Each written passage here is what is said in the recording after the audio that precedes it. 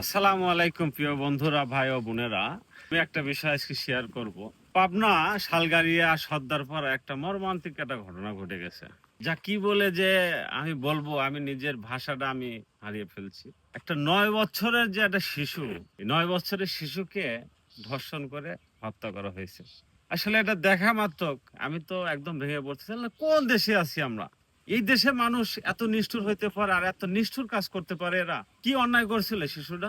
মা বোন তো সবারই আছে, তাহলে আমাদের সন্তানের নিরাপত্তাটা কোথায় বলেন? আমাদের সন্তান যে স্কুলে মাদ্রাসায় যাবে, কোন নিরাপত্তা নিয়ে যাবে বলেন? একটা শিশু বাচ্চাকে নিয়ে আপনার একবার বনের পশুর মতো ধরে তাকে এভাবে একটা নির্যাতিত করছে।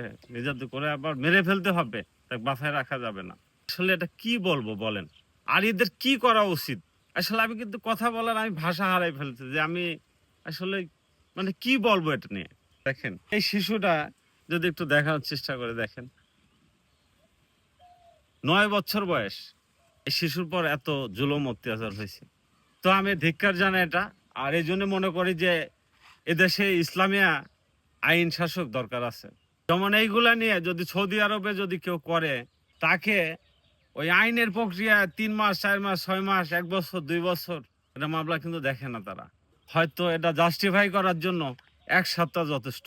তারপরে কি করা হয়, সেই এলাকাতে তাকে গর্ত করে, গর্তে রাইখে পাথর নিক্ষেপ করে তাদের হত্যা করা হয়।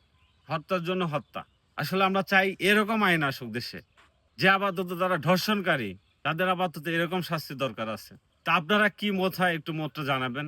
আসলে আমার দেখে আমার অনেক খারাপ লাগছে, যা বলার মতো না, যে আমি একদম ভাষা হারিয়ে ফেলছি। যে এই শিশুটাকে দেখেন, একদম নিষ্পাপ শিশু, সন্তান আপনারও আছে আমারও আছে, তাহলে এর কি কি অপরাধ করছে বলেন?